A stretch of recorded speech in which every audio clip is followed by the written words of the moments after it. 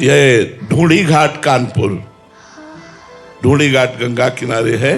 श्री स्वामी आत्मा प्रकाश जी महाराज बड़े सरस और सिद्ध संत, हनुमान जी महाराज की आराधना से परिपक्व सियाराम के प्रेम में मतवाले ऐसे महापुरुष को तो हनुमान जी के मंदिर में आभूषण आदि, स्वर्ण का छत्र आदि, तो सोचा जब मंदिर में इतना है तो बाबा के बगीचे में जहां कुटिया में रहते होंगे वहां तो और होगा। तो रात्रि में बाउंड्री फांद करके लोग गए और लाठियों से मारा।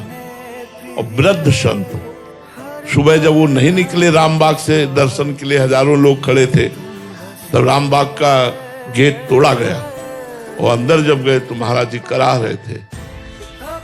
बड़े बड़े अधिकारी उनके चरणों में झुकते थे। उन्होंने कहा बस नाम बता दीजिए।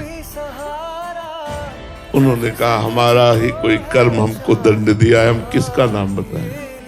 कुछ नहीं बोले, नहीं बताया। ऐसे महापुरुषों का क्या इस पर व्याख्या करे, क्या व्याख्या करे इस पर। अब हर समय ऐसी स्थिति में रहते परमानंद स्वामी बक्सर गंगा किनारे। अब चूंकि गंगा किनारे अधिक रहे इसलिए उदाहरण गंगा किनारे वाले ही है। स्वामी सत्संगानंद जी के शिष्य, कि उनको होश ही नहीं रहता कि मैं वस्त्र पहने हूं कि नहीं, दिगंबर ही निकल पड़ते नंग धड़ंगे से। तब जब समाज में वो पहुंचते और वार्ता करते तो उनकी दृष्टि जाती, तो अपने शिष्यों कहते यार थोड़ा तो वह लंगोटी पहना देते। ऐसी स्थिति के महापुरुष को उन्हीं के शिष्य ने जहर दिया।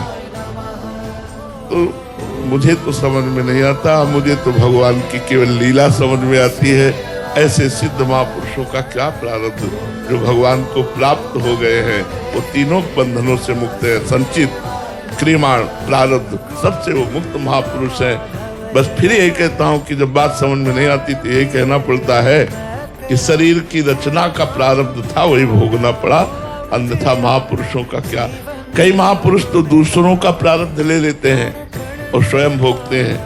अपने निज जनों का, शिष्यों का देखा कि भारी विपत्ति में दुख आने वाला है, उनको समझने भी नहीं दिया, उनका प्रारब्ध स्वयं ले लिया और भोग लिया। ऐसा भी देखा गया है। वो क्या, महापुरुषों की लीला और भगवान की लीला अनिर्वचनीय है। नेति नेति वेद कहते हैं, तो हम क्या वर्णन कर सकते हैं। किरण